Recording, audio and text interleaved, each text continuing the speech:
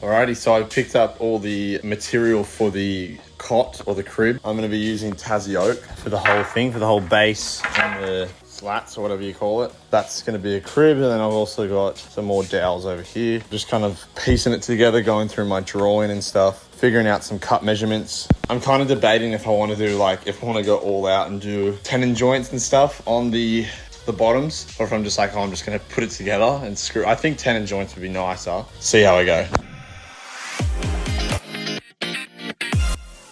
Alright, so you guys can see that I'm just cutting up the base frame. I'm using some Tasioke, like I said before. I'm just going to do a couple little samples and test some tenon joints prior to me actually putting the final piece together. So I want to do tenons, so I'm marking 11mm on either side, all the way around it. And then I plan to set my drop saw at that depth so that it just cuts like that. I'll chisel the rest off and then router the rest off so it's all like nice and perfect. So that's one that I'm going to do. I'll show you on the other side how I mark it out. I'm basically just setting my combination square to 11mm, and then I should probably clamp this down.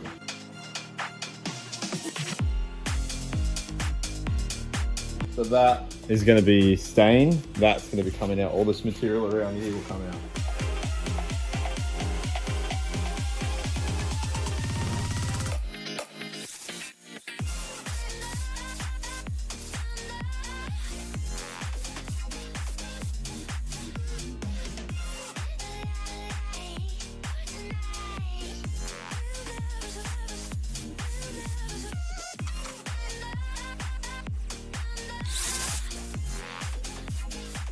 So I'm just playing around trying to find the best way to cut off the edges. So I've used my power saw, then I used this Japanese flush saw, and then I kind of just found that I just got as close as I could and then wanted to fix it up with a chisel, and I'm now going to kind of clean it up with the router as well.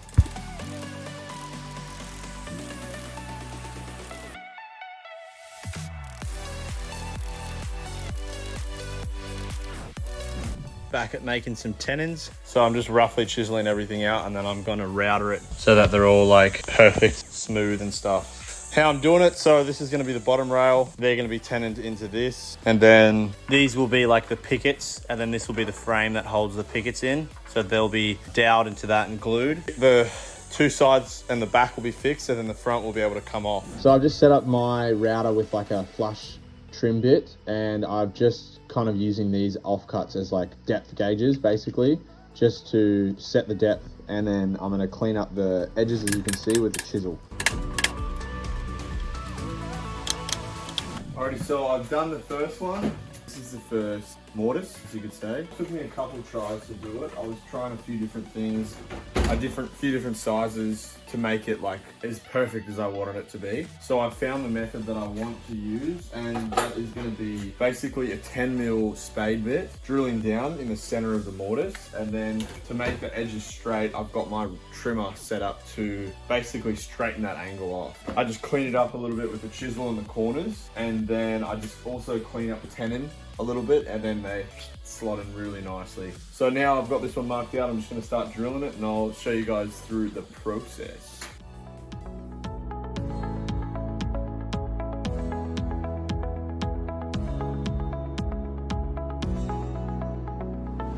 Alright, so that's the finished one. This is the one I've just done. Drilled it and routed it, and now I just got to clean up the edges with the chisel so that's all nice and square. So I'm going to do that now.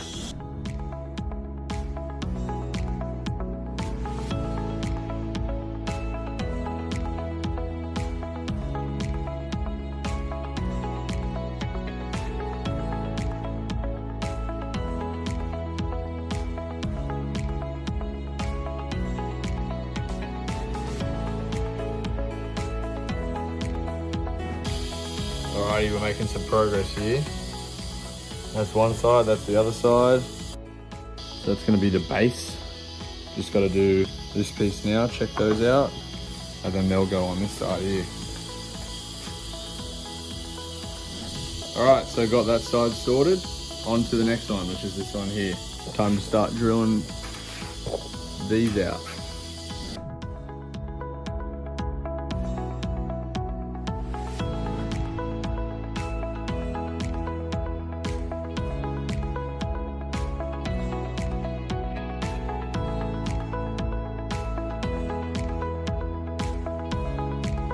Alrighty, so I've got the base frame made. Next step is going to be doing the bottom and top rails that go on top of this like that, and the dowels that go up. So I've got a couple lengths here. I'm just trying to figure out basically what I got and trying to make the most efficient use of it.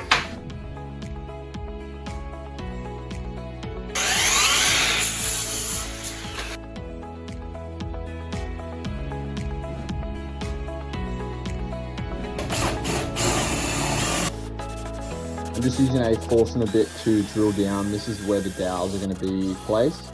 So my gauge is basically the back head of that Forstner bit. So I've worked all the math out so they're even spacings and everything, and then just drilling away.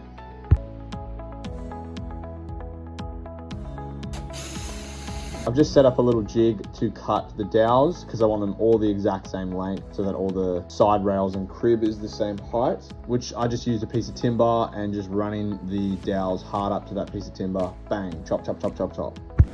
Thought I'd show all the tedious stuff that I do for this project as well. So when you drill these out, it leaves like little, I guess you could call them burrs on the inside, little bits of timber in there.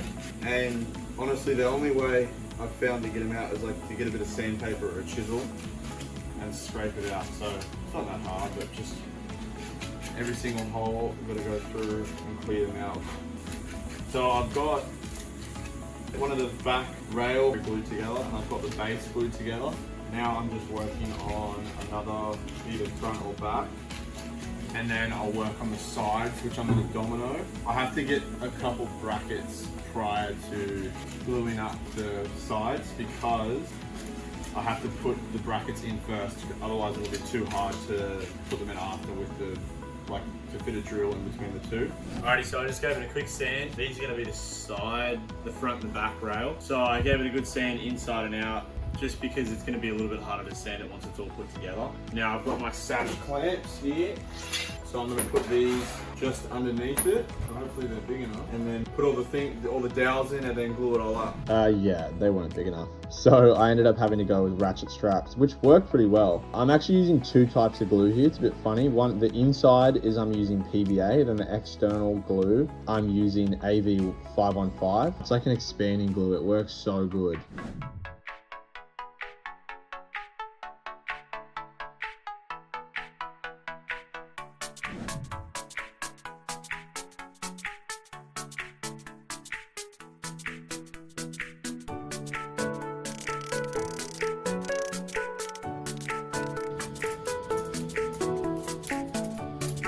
Alrighty, so I'm just setting up, this is going to be the side rails now. I'm going to be dominoing these together. I've borrowed a domino joiner from my mate. So all I'm doing is drawing lines to match up the two places where they're connected, and I'm going to domino join them and put it all together.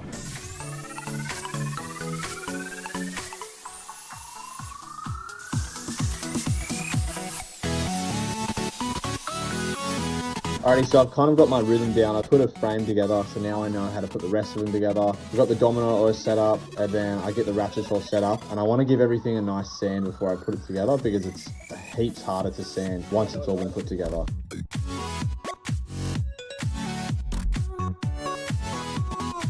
Rightio guys, on to the last one, which is this one here. I've got the little one glued up, and I've got the big two ones over there glued up. So let's get this going again. Dominoes all here, and then just glue it all together.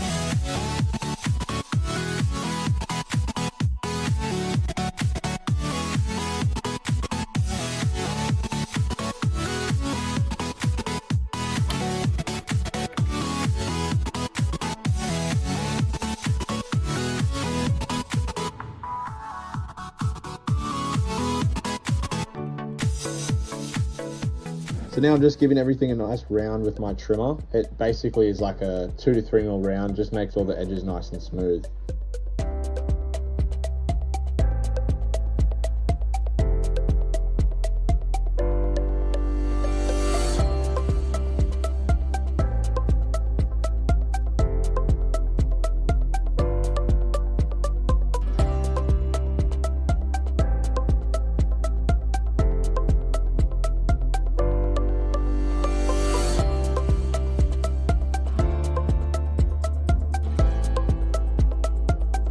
Okay, so because this crib has to be put together a certain way, I'm gonna be marking it, burning in like numbers so that I know that it goes like, yeah, it can be put together again. So I'm just using this like heat thing. Yeah, you basically just draw or you mark. So I'm just gonna label it 1, 2, 3, 4, and that'll just be like the inside faces of each one so that when the mattress goes in you don't see it. And the reason behind that is it has to be put together a certain way because the screw holes may not align exactly properly. So yeah.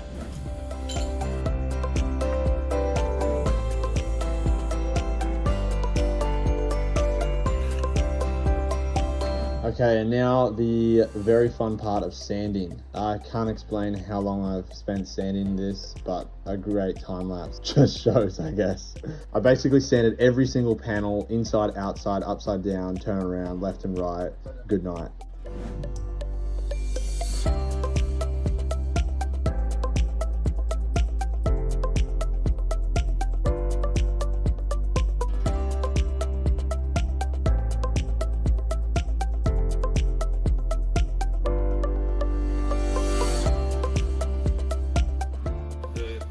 Timber finish that we're using is liquid beeswax. It's got 100% natural, food safe, silicone free, no petrol or chemicals.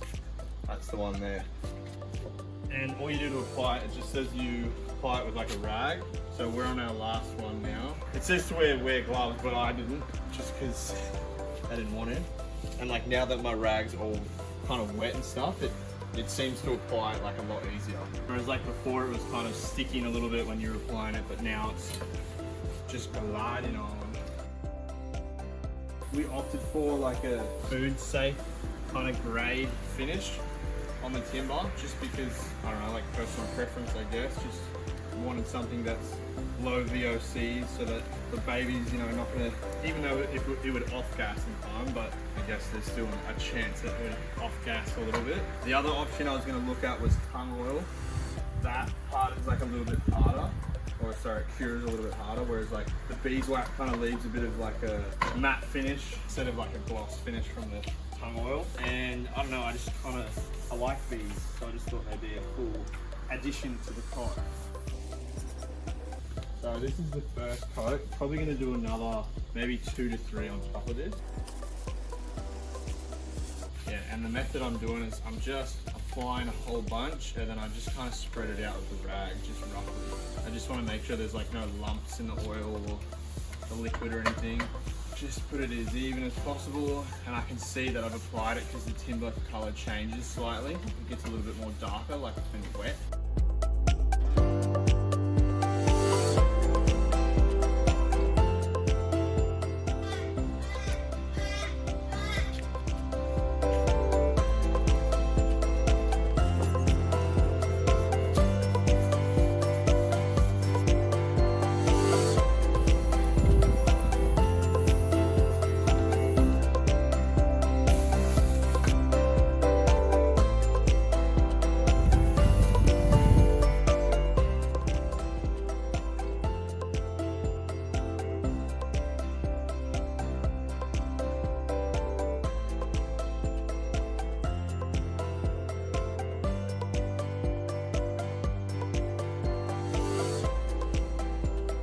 All right, now I'm just quickly fixing up the bottom frame. So this is what the mattress is going to sit on.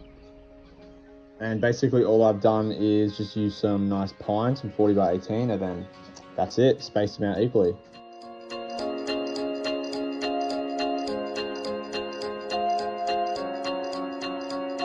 Now I'm just test fitting everything, putting it all back together, making sure everything all fits, looks all nice and snug.